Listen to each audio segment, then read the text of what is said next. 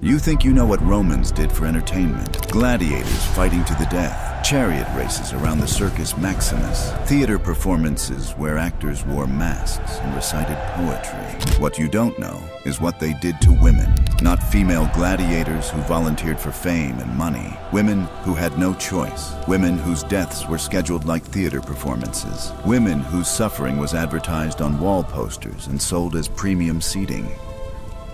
Imagine sitting in an arena with 50,000 other people. You've brought your family. You've packed food. This is a family day out. And then a young woman is dragged into the sand. She's 22 years old. She gave birth days ago. Her breasts are still swollen with milk. And the crowd around you, the families, the senators in their fine togas, they all start cheering. Because a wild cow is being released and the show is about to begin. That's not imagination. That's recorded history. That's what Rome called entertainment for centuries. And if you think that's the worst of it, you haven't heard what happened when the animals didn't kill fast enough. You haven't heard about the staged mythological reenactments where women were forced to play roles that ended in humiliation and death. You haven't heard about Blandina, the slave girl they tortured for days because she wouldn't stop smiling. This is not a story about gladiatorial combat. This is a story about what Rome did when it wanted to send a message, when it wanted to break not just bodies, but spirits, when it wanted to turn human death into theater and charge admission for the privilege of watching. Before we step into that arena where nightmares were scheduled like matinee performances, drop a comment with your city and country, because once you see how systematic this was, how organized, how profitable, you will never think about ancient entertainment the same way again.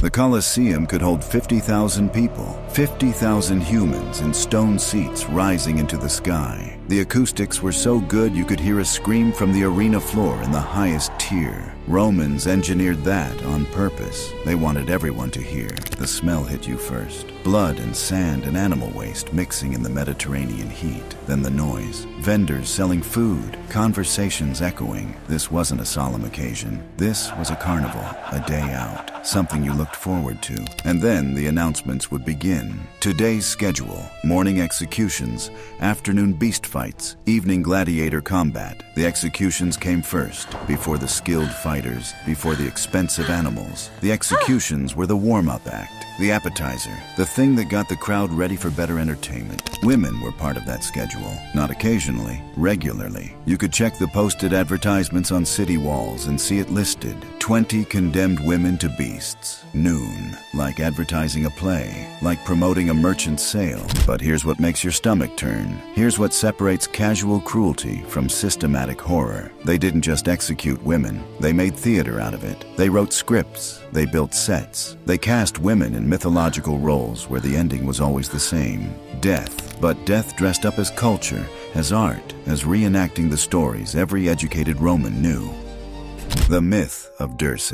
You know this story if you studied classical literature. Dirce was tied to a bull and dragged to death. Beautiful tragedy. Poetic justice. Safe on a scroll or a painted vase. Now imagine that myth performed live. A real woman. A real bull. Her hair bound to the animal's horns as it's driven into a frenzy around the arena. The crowd watching every second, trying to decide if the suffering in front of them feels real enough. Whether the screams they hear belong to a performance or something far worse. That happened. Multiple historians document it. Marshall wrote about it like reviewing a play. He praised the realism. He noted how the actress really suffered. He didn't use the word actress with irony. He meant it. This was theater to him. The woman was playing a role. The role just happened to end with her actual death. Think about what that means. Think about the level of cultural sickness required to watch a woman die slowly and evaluate it as performance art. And Dirce was just one myth. There was Pasiphae and the bull. If you know that story, you know why it's darker. In the myth, Pasiphae is cursed with a twisted desire that leads to tragedy. Roman writers hinted that even stories like this could be turned into arena spectacle. Imagine how something like that might have been staged for an audience of thousands. Imagine the sets, the animals, the planning required. What kind of society turns even its darkest myths into entertainment and sells tickets to watch?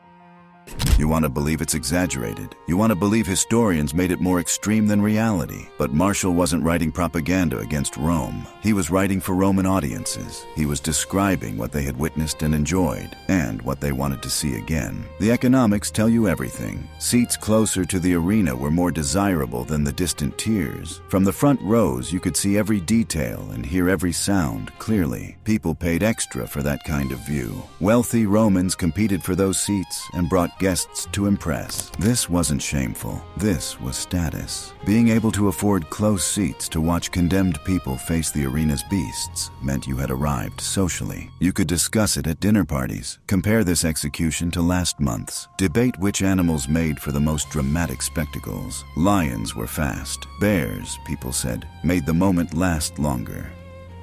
Now let me tell you about two women who walked into that system. Two women whose names we know because their story was written down. Not by Romans celebrating the spectacle, by Christians documenting martyrdom. But the details, the horrible details, those match what Romans themselves recorded. Two accounts from different perspectives describing the same nightmare.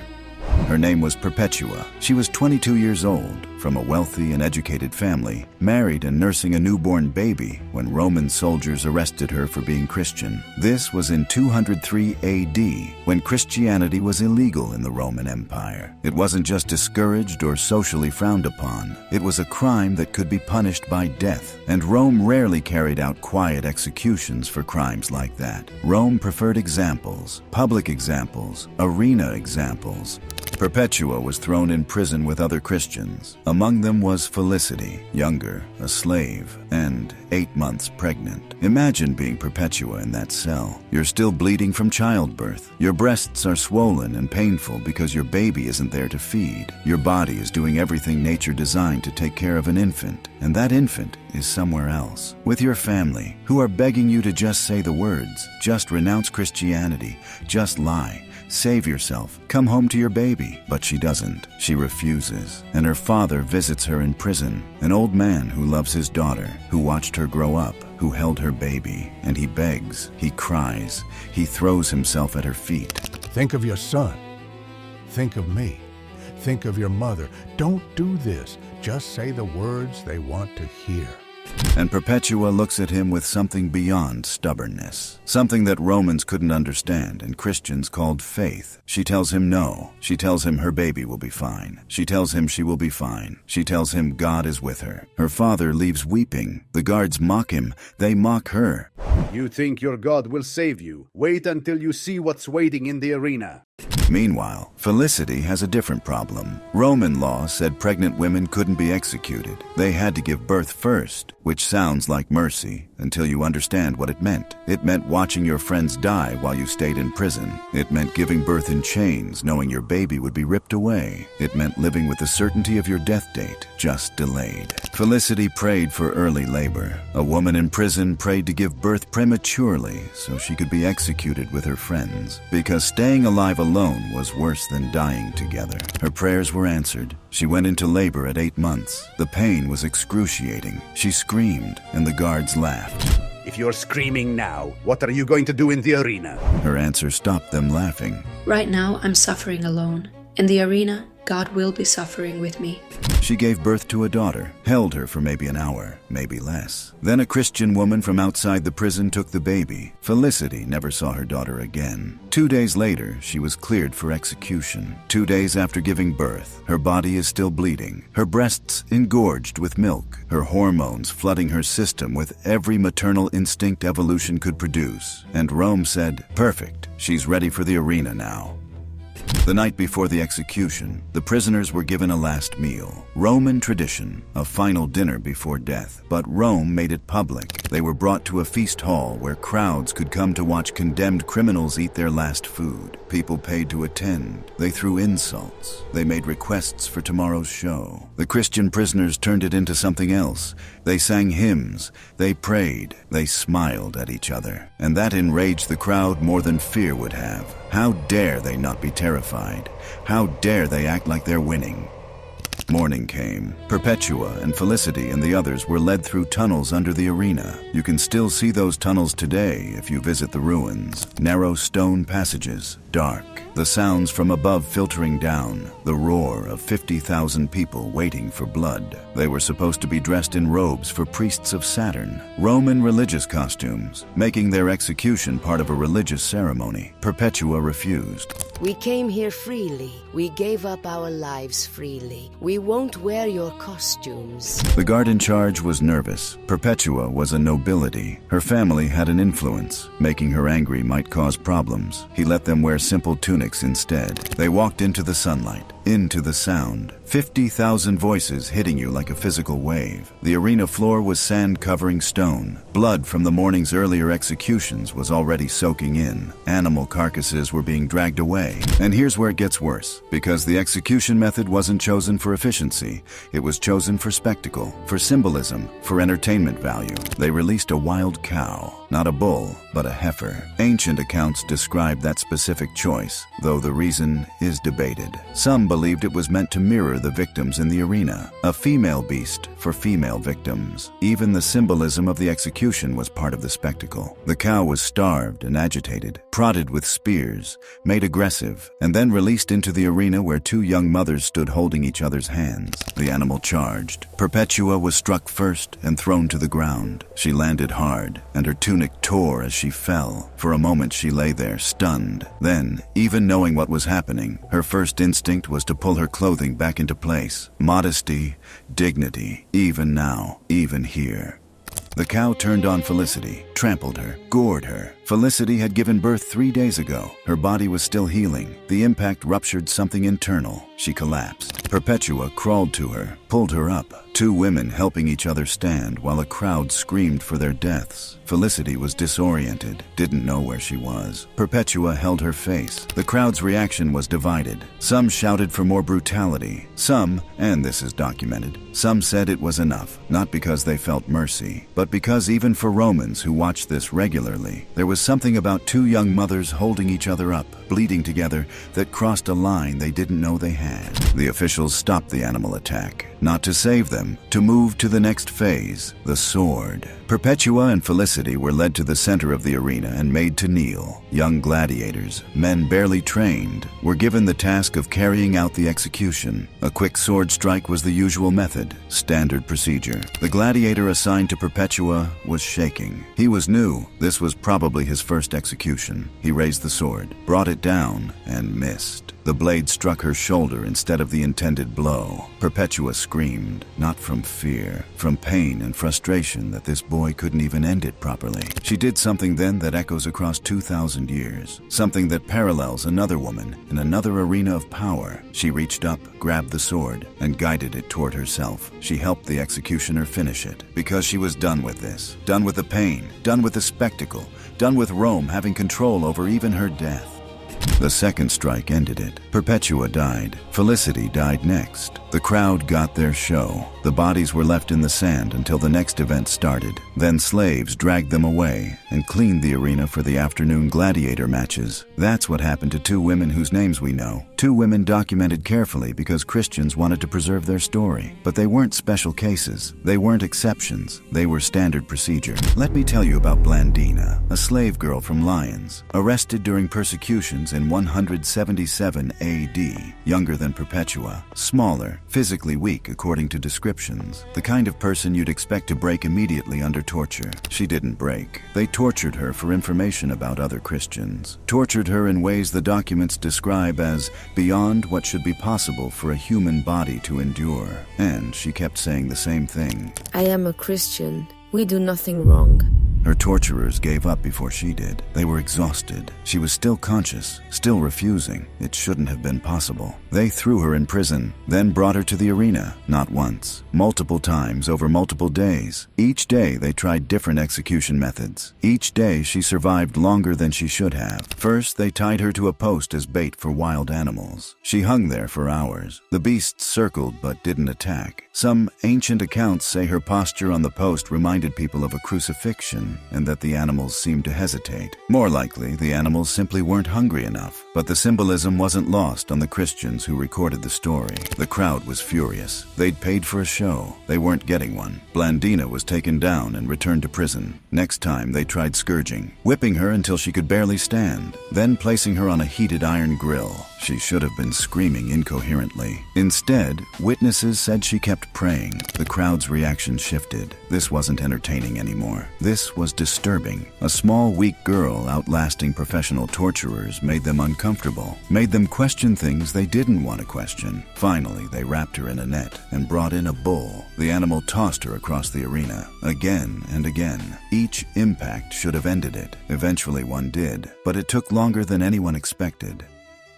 Here's what's disturbing beyond the torture. Here's what reveals the sickness. The crowd that watched Blandina suffer for days, that paid money for tickets to each session, that brought their families to see this girl refuse to break. They started calling her the Little One, with affection, with admiration. They respected her endurance while simultaneously demanding her death. They were impressed by her courage while paying to watch her suffer. The cognitive dissonance required to hold both thoughts simultaneously tells you everything about how normalized this horror had become. But Blandina and Perpetua and Felicity, they were real people with names and documented stories. Most victims weren't. Most were statistics, numbers in ledgers, line items in arena schedules, 40 condemned women for the beasts, listed next to 16 bears acquired from Germania, like inventory management, because this was a business, a profitable business with supply chains and logistics and pricing strategies. Animals had to be captured, transported across the empire, fed and kept healthy until show day. Bestiari, specialist hunters, made careers out of supplying arena beasts. They knew which animals killed quickly and which ones played with prey. They knew what the crowd wanted. Bears were popular.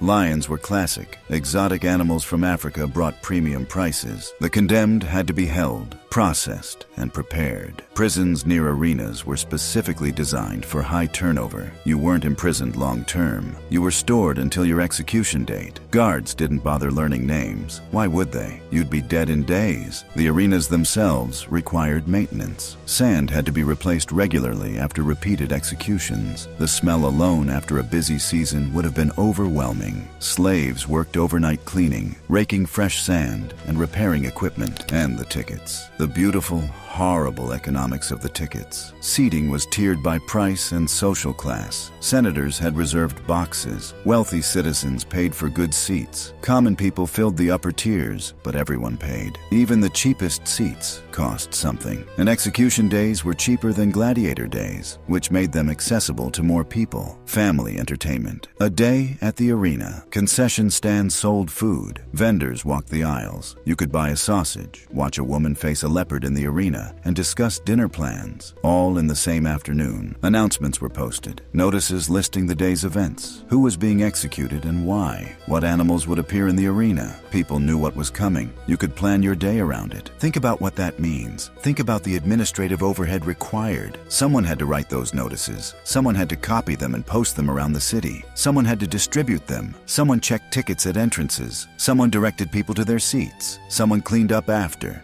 This wasn't mob violence. This wasn't spontaneous cruelty. This was organized entertainment with professional management and profit margins. And women, specifically women, were part of the product offering. The marketing even reflected it. When Christians were being executed, the advertisements emphasized if women were included, because that added value. Female suffering apparently had more entertainment worth than male suffering. Maybe because it was rarer. Maybe because the crowd could project different psychological dynamics onto it. Maybe because Romans were just that sick. Class distinctions existed even in death. Noble women, if condemned, might get quicker executions. A sword, poison, something relatively clean. Not because Romans cared about their suffering, but because completely humiliating someone of high status could cause political problems. Their families had connections. Their deaths needed to be justifiable in ways that slave deaths didn't. But Christian noble women were different. They'd already rejected Roman social order by choosing Christianity. They'd already humiliated themselves in Roman eyes, so the normal protections didn't apply. Perpetua was noble. That didn't save her from the arena. arena. It just meant her death was noted in more permanent records. Slave women had no protections at all. They could be used for anything. The staged mythological deaths, the ones involving disturbing or humiliating scenes, those roles went to slaves, women who had no families to object, no one to cause problems, women who could be destroyed completely for entertainment, and the only record would be a line item in an accounting book. The crowd psychology is almost worse than the executions themselves. Because the executions were done to specific individuals, the crowd psychology reveals what an entire society agreed was acceptable. Families filled the seats, people sitting shoulder to shoulder in the stands, watching the arena like any other public spectacle, learning that this was normal, that this was how Rome worked, that some people deserved this, that it was okay to watch, okay to enjoy. Women attended in large numbers. You might think female spectators would sympathize with female victims. You would be wrong. Women in the crowd cheered as loudly as men. They made comments about the condemned. They judged their behavior. They participated fully in the spectacle, because that's what normalization does. That's what systematic dehumanization achieves. You can make anything acceptable if you do it long enough, if you make it official, if you sell tickets and print programs and treat it like any other civic event. The crowd had expectations, standards. If a woman died too quickly, they felt cheated. They'd paid for entertainment. They wanted value for money. If the animals ended it too quickly, that was disappointing. If the victim fainted early, that was boring. They wanted struggle. They wanted noise. They wanted drama. And sometimes they got the opposite reaction. Sometimes a victim's courage impressed them, made them uncomfortable in ways they couldn't articulate. That's what happened with Blandina. That's what happened with Perpetua and Felicity. The crowd had moments of "this is wrong" before crushing that thought and demanding the show continue, because stopping would mean admitting this had always been wrong, that everyone who'd ever attended was complicit, that their grandparents who brought them as children had taught them something monstrous, that their society was built on systematic sadism. Easier to cheer, easier to demand blood, easier to go home and not think about it.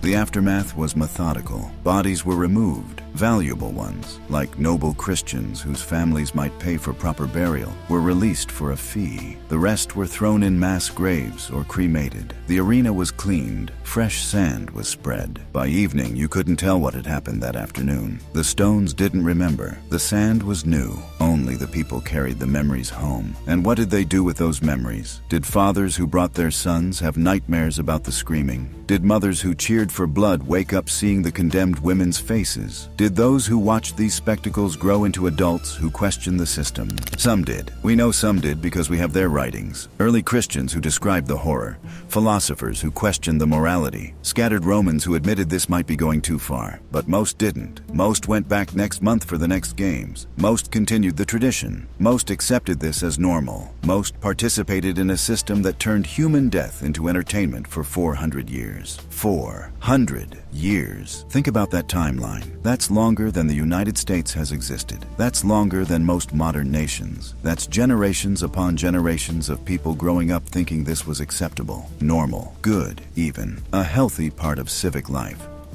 The system didn't collapse because Romans developed empathy. It collapsed because Christianity eventually took power and banned the games. Not immediately, not cleanly, but gradually the execution stopped. The arenas closed. The animals were freed or killed. The infrastructure of death as entertainment was dismantled. But the memories remained. The writings survived. The descriptions of what was done to Perpetua and Felicity and Blandina and thousands of unnamed women who walked into sand and never walked out. Those descriptions survived so we could know what entertainment looked like when empathy died. You want to believe we're different now. You want to believe modern society would never tolerate this. But every society thinks they're more civilized than the ones before. Rome thought they were civilized. They had law, philosophy, art, literature, engineering marvels, roads and aqueducts, and a senate. They looked at barbarians and called them savage while selling tickets to watch women thrown into the arena against cattle. If you stayed with this story until now, you've witnessed something most people choose not to think about. The comfortable narrative is that Rome fell because of decadence and corruption. The uncomfortable truth is that Rome was always corrupt. From the moment they decided human death could be entertainment, they were building a society on foundations that couldn't hold.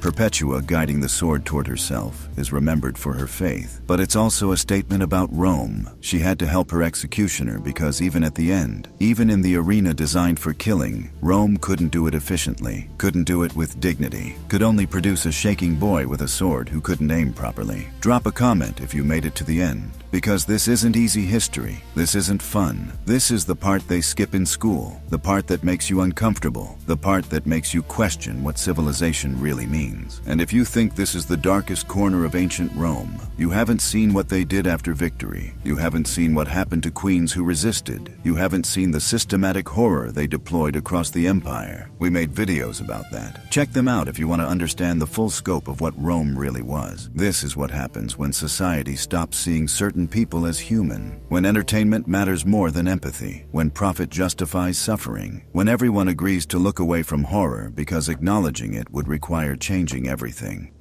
Rome fell. The arenas crumbled. The crowds dispersed. But the lesson remains. Civilization isn't marble and law. Civilization is what you do to the powerless when no one is watching. Or worse, when everyone is watching and no one stops it. Perpetua died free because she chose faith over fear. Felicity died a mother even though her baby was stolen. Blandina died unbroken even though they tried for days to break her. Those women won something Rome couldn't take. Their dignity, their choice, their refusal to give Rome their souls, even when Rome took their bodies. And you watching this, 2,000 years later, you know their names. You know what they faced. You know they didn't break. Rome wanted to make them examples of what happens when you resist. Instead, they became examples of what resistance looks like, what courage costs, what some people will endure rather than betray what they believe. The arena is in ruins now. The crowd is dust. The empire is gone. But Perpetua and Felicity and Blandina are remembered, not as victims, as fighters who chose their battle and walked into death without flinching. That's the story Rome didn't want to tell. That's why we're telling it now.